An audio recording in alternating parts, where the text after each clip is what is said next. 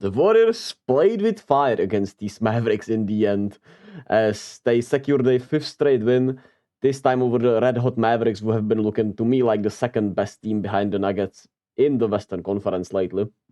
And you had this crazy ending where klay shot that horrible layup that, I mean, I guess he was under the basket, right? And it's the first instinct, but he should have held the ball there. Then Kyrie gets a foul call that shouldn't have been called. Then they don't call what looked like a travel by Klay Thompson. He makes the 2 free throws afterwards, and we secure the W against the Mavericks at home, finally getting a good win at home rather than on the road. And we have been 22-10 over the last 2 months, which is the second most, we have the second most wins throughout that span, which feels weird, but hey, it is true, even though it, doesn't feel like it because of the bad start and because some of the games and how some of the games went. For example, obviously Boston, Minnesota, Indiana. So, maybe because the big games haven't been won really, that might be it. But funny enough, the game really was all about the core 3, which obviously are Steph, Klay, and Draymond, looking like, I don't know, man, looking washed, if I were to say, right? Obviously, exaggerating, but they played really, really poorly, at least, in bad stretches. Draymond did pick it up late in that game and had some incredible defensive and offensive plays. So let me give him credit for turning it up a notch, especially in the second half. But he started the game really badly. I thought he had a really, really poor body language and had some really bad turnovers. Then when you talk about Klay, right? We already talked about his moments in the end of this game. It felt like they took turns, right? Draymond started us off really poorly. Then Klay, in the last minute or so, decided, in the fourth quarter, essentially, decided to be really weird, even though he played a really good game up until that point. And I thought he really, took the right shots, took what the defense gave him, defended really well. But then in the last 5 or I don't know how many minutes in the fourth quarter, he just played really weirdly and took some really bad shots. And obviously, we talked about the ending of the game. And Steph, lastly. Draymond started us off poorly. Then Steph, after the timeout that happened in the, whatever it was, 43 to 31 scoreline, where we had a great run in the second quarter, overtook them thanks to the bench, and Steph had that 3-pointer for the Mavs to call a timeout, being down double digits. And then he just, I don't know what happened, but he played horrible. He just played horrible. Took really bad shots, or forced it all night long afterwards. Had some really bad passes, and was just all around playing bad basketball and dumb basketball, and tried to give the game away to the Mavericks, if I'm being honest with you, man. Some really bad shot taking, really, and some questionable decisions from Steph tonight. And then, like I said, Klay in the last minutes. So it felt like they all switched their poor minutes, but thankfully it didn't completely overlap throughout the game. And it was on the others, right? With no Jonathan Kuminga, who should be back for the Rockets game, I'm pretty sure. But he misses his 4th straight game. And you had Wiggins starting off also poorly. He couldn't hit shots. And he was also looking a little rough to start us off, but he did turn it up a notch in the second half, where he was sensational in the third quarter offensively, did a really good job on Luka, and he always has it for them. He really has it for the Mavericks. He likes playing against them, and obviously you can't stop Luka, but Wiggins and Moody did a fairly good enough job, I would say. Of course, Luka still had, what was it?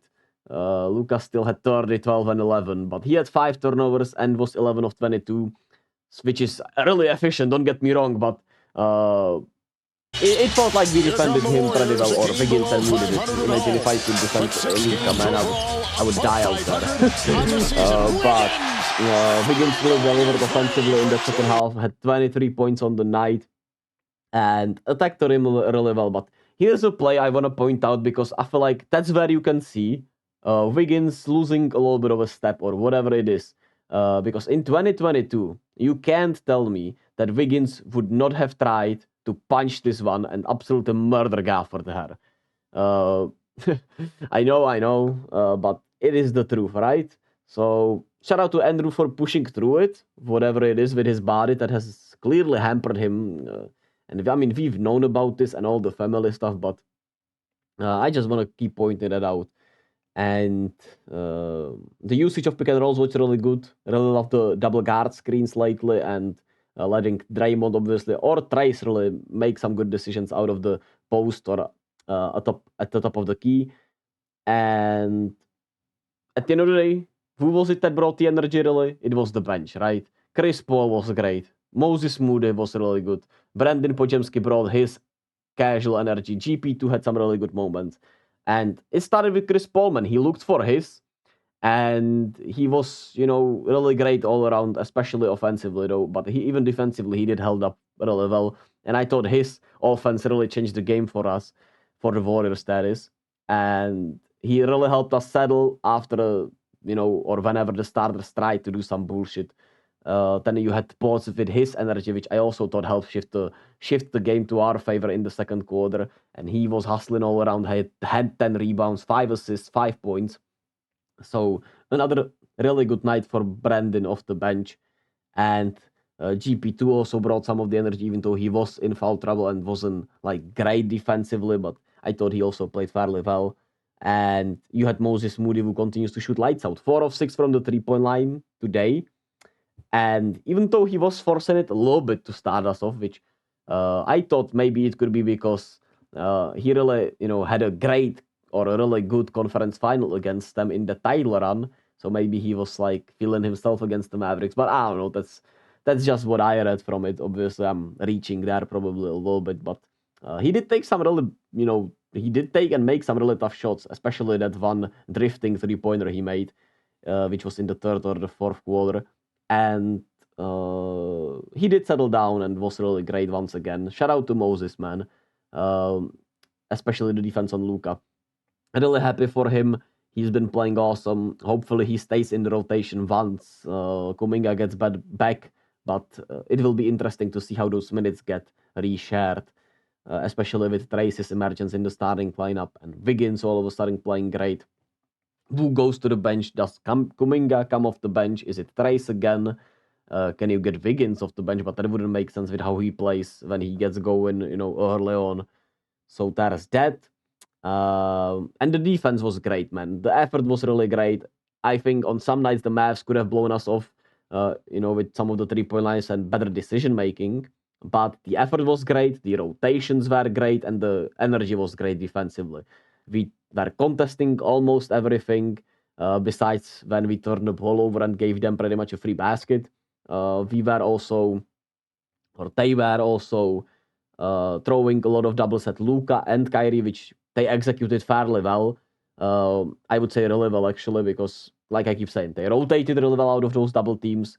They did help each other out on closeouts, closed out really well, were out to the shooters on time when Luka passed it out of the double team or Kyrie. And it worked. It just worked, right? We held the Mavericks to 100 points. So that speaks for itself.